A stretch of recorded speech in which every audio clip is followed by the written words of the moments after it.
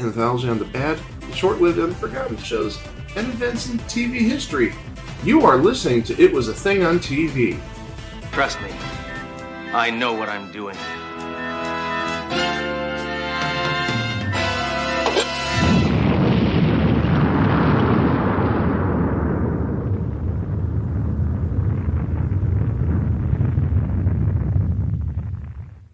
Episode 562, submission number 64 Bravo. Good Morning, Miss Bliss. The original pilot. The pilot for Good Morning, Miss Bliss aired on NBC July 11th, 1987. Just as a side note, before we play the open, we covered the show that would become Saved by the Bell in a previous episode. If you want more information on that, you could revisit that episode as we revisit the franchise. So does this make this a pilot month episode and a revisited episode? No, just a pilot month episode. Okay, because I was confused for a moment there. Thanks, Greg. Here's the theme music.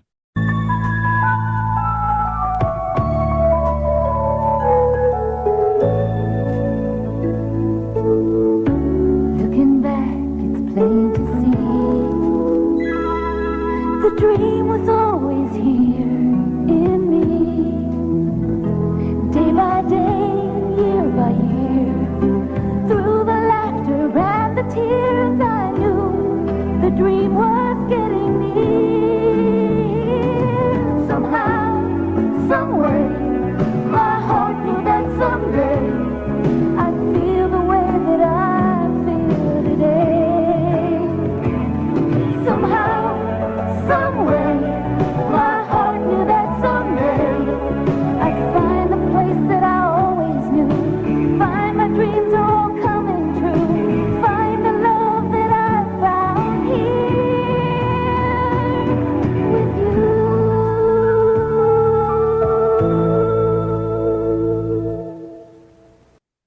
It's all right, because we're not Saved by the Bell for another 2 years. It should also be noted that the episode that Chico is referring to is episode 305. We all know about the teacher that changed Brandon Tartikoff's life and how he immortalized her with the help of Sam Bobrick and Peter Engel. But there was actually a story behind what we saw on the Disney Channel. We alluded to it previously when we covered Good Morning, Miss Bliss. Now we're going to talk about how Miss Bliss came to be through commissioning a pilot in 1987 that NBC aired that July. Sam Bobrick did do the writing. Producing this show, guy that we've talked about on this podcast before, Peter Bonners.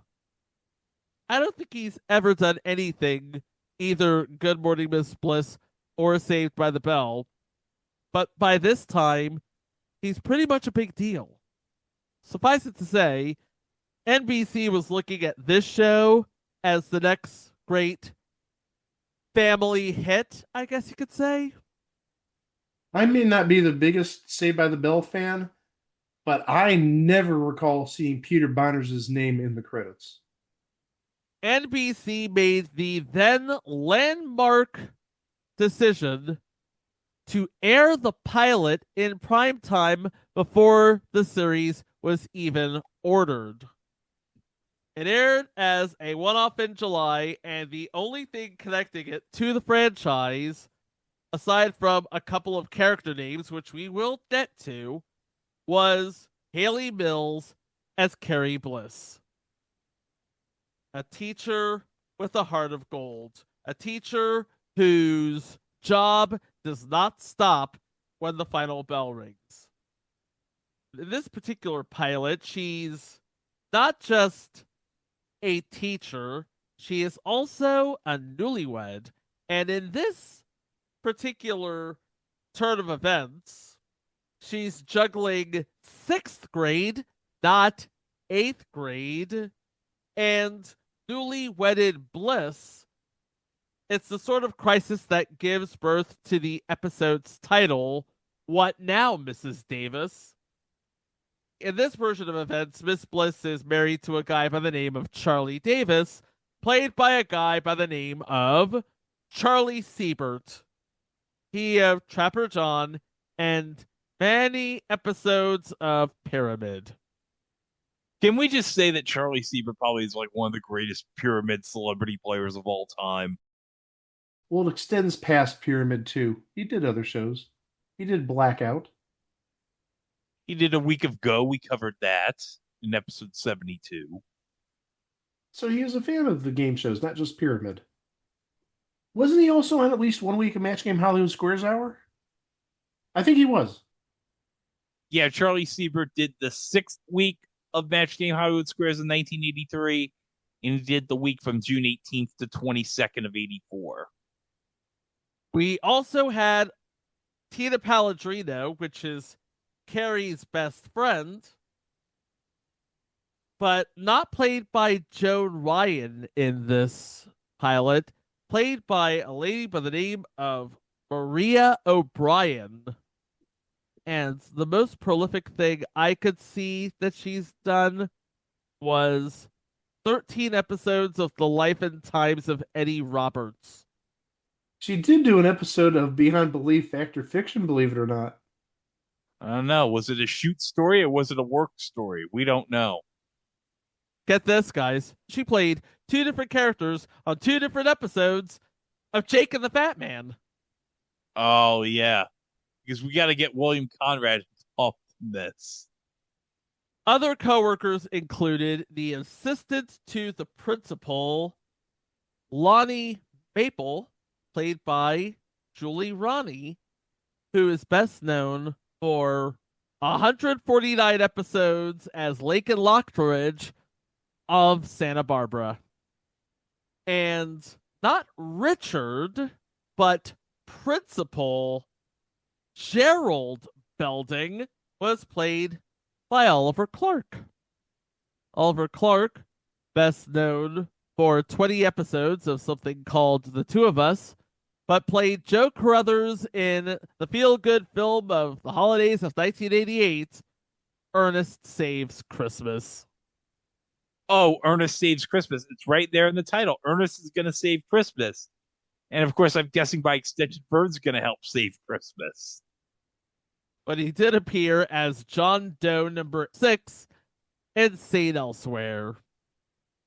He did also appear as Dr. Fermin in 30 episodes of Mary Hartman back in 1976 and 77.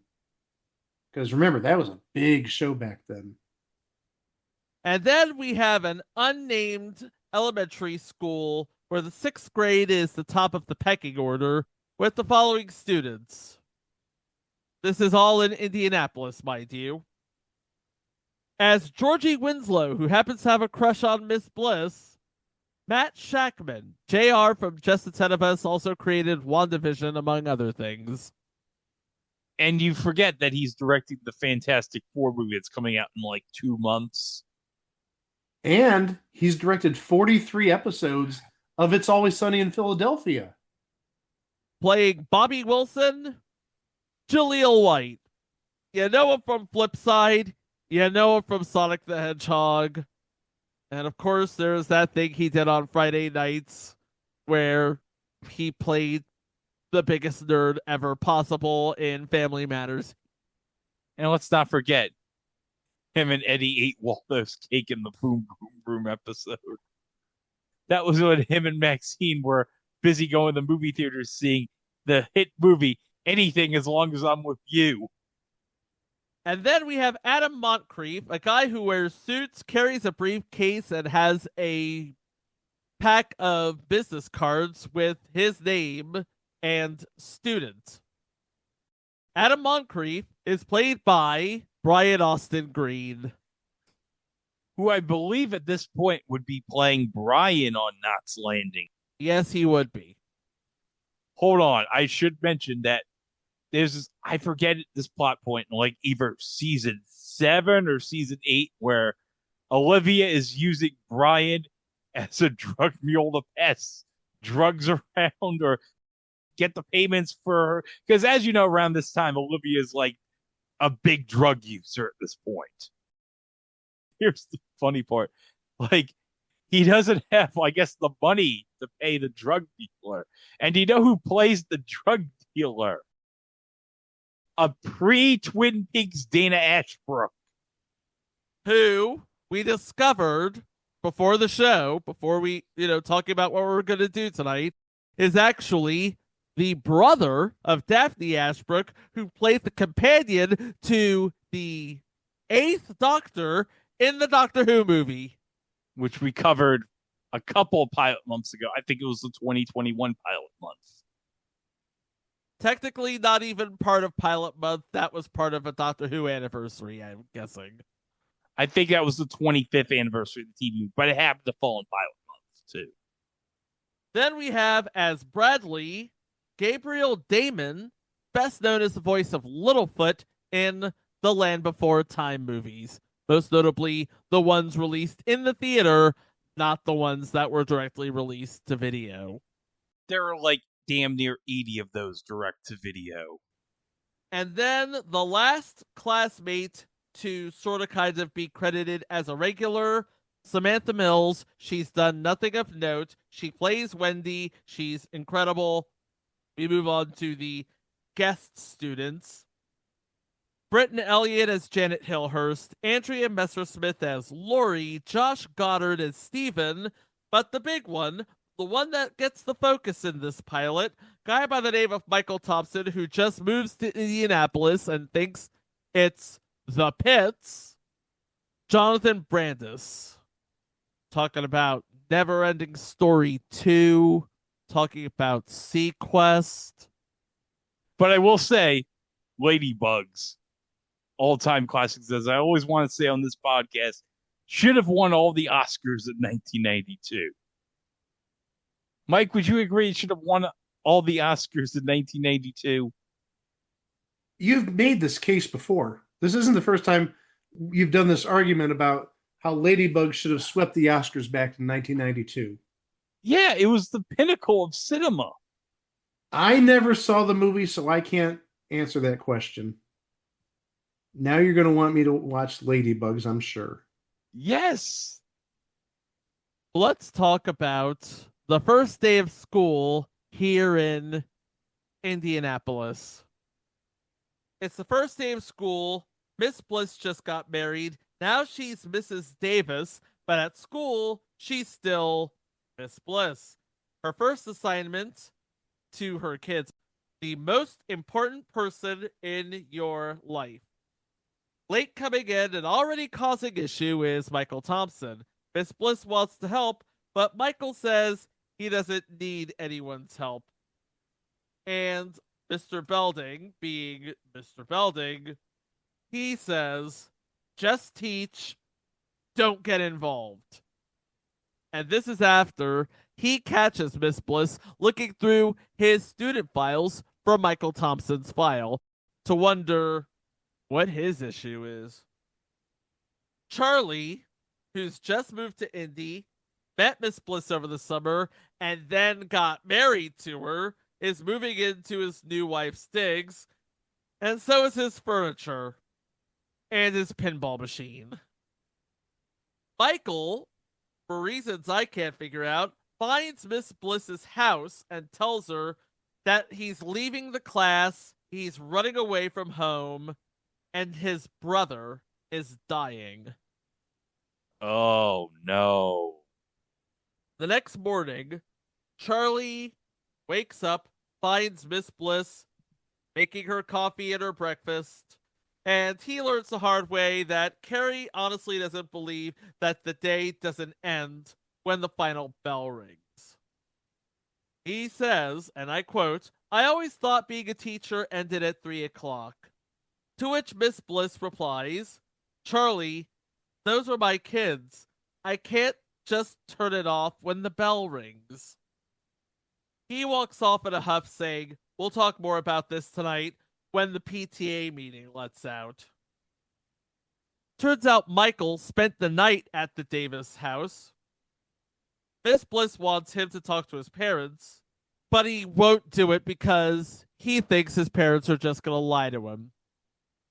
He keeps saying, ever since my brother got sick, he's going to get better. He's got to get better. He's going to get better. He's not getting any better. So he sees his parents as liars, and now he's seeing Miss Bliss as a liar. And fast forward to the school day beginning, it's time to read essays. Janet wrote hers on David Lee Roth. Oh my God. Yeah, that'd be my type of report. Now, hold on a second, guys. Would you actually believe that I have David Lee Roth here in studio? Coincidentally, he was here on the set.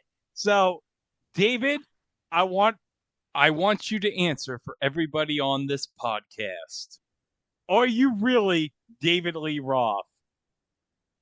Yes, I am. Oh, well, David, I'm very happy that you're here on this podcast.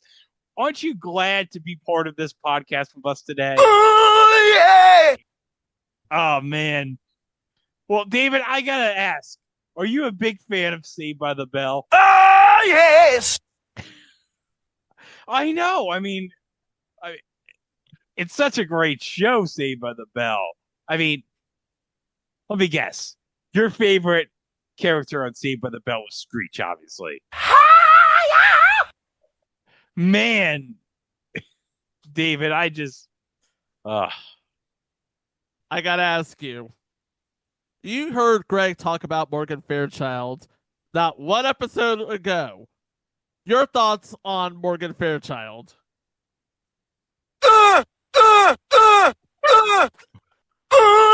yeah. Gosh. Oh my gosh. I almost want to ask him what he thinks about Jane Whitkline. I got no love you'd call real. Who gave Greg access to technology? I don't know, but thank you. So, David, are you saying that you're not a big fan of Gene Wickline on SNL? No.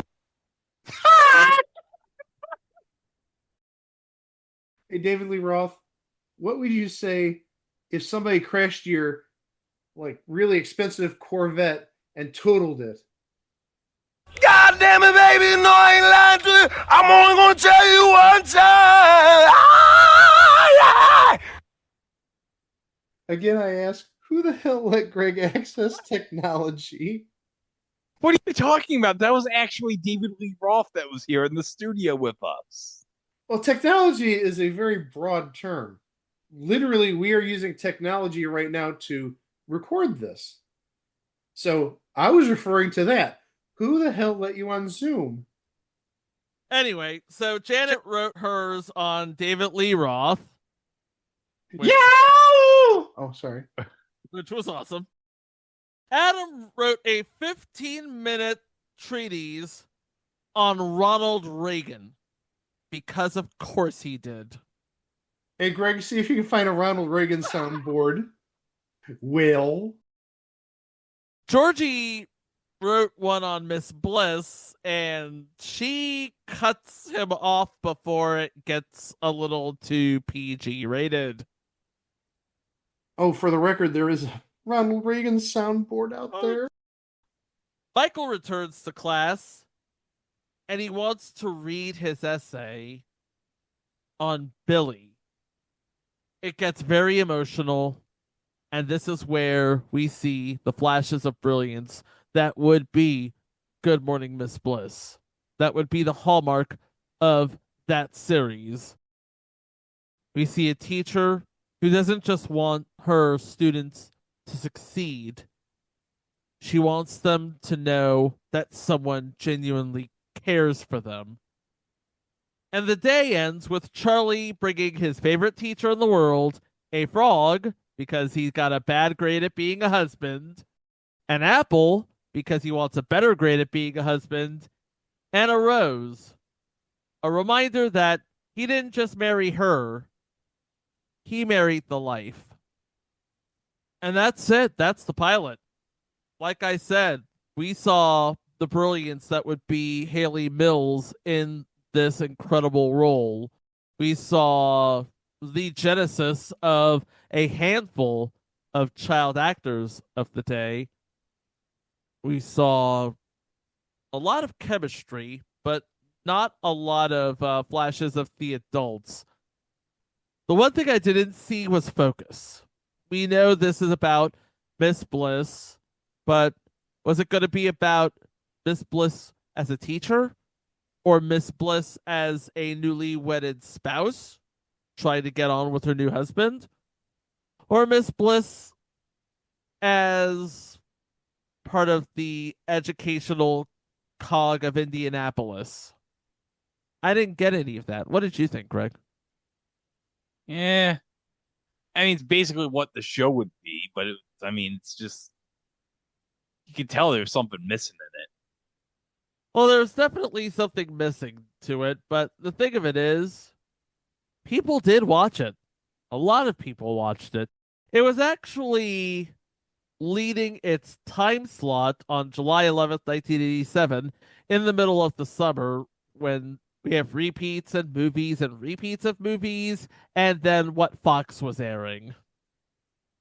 Good Morning Miss Bliss aired at 8:30 on July 11th, 1987, in between reruns of The Facts of Life and The Golden Girls, where it scored an 11.1 rating, beating out the first half hour of Thunderball on ABC, the second half hour of Space on CBS, and the second half hour of the 2-hour premiere of Werewolf on Fox.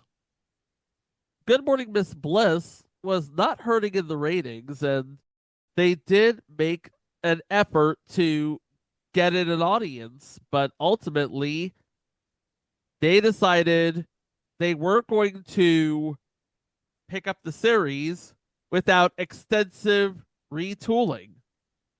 So they did some retooling, and it found a place on the Disney Channel, where it aired one season and got enough attention from Brandon Tartikoff to kind of sort of bring it back for another retooling, where it remains etched in Saturday morning glory to this day. But in 1987, this original pilot of Good Morning Miss Bliss was just a thing on TV. You can find us at our website, itwasathingontv.com, on Facebook at It Was a Thing on TV Podcast, and elsewhere at It Was a Thing on TV. You can find us on any podcast player, and we're also on YouTube, where you can subscribe to our channel to keep up to date with our releases, including what's coming up next time. Next week, guys, we're going to have a big, important announcement that's going to change the face of the podcast forever. It's not going to be like how 262 episodes ago, where for the first time ever I loved wings. No, it's going to be different. This is going to change the face of this feed forever. So it's going to be starting the month of June, so keep an eye out for that. But we do have one episode to conclude Pilot Month next week. And boy, oh my God. What can I say about this pilot? It was certainly ahead of its time, I guess. Maybe you could say we saved the best for last?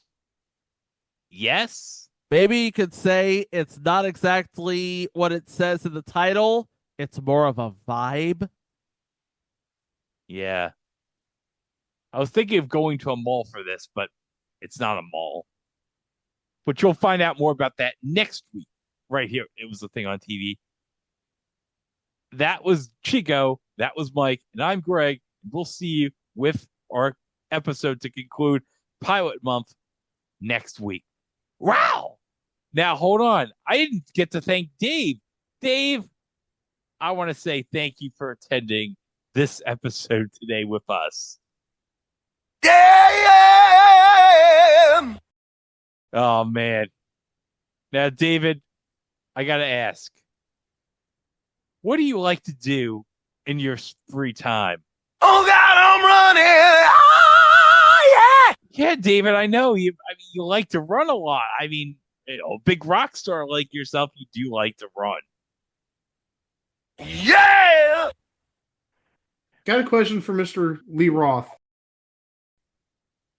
Mr. Lee Roth, do you consider yourself the biggest fan of It Was a Thing on TV there is? Yes, I am! Thank you for your honesty. I appreciate it.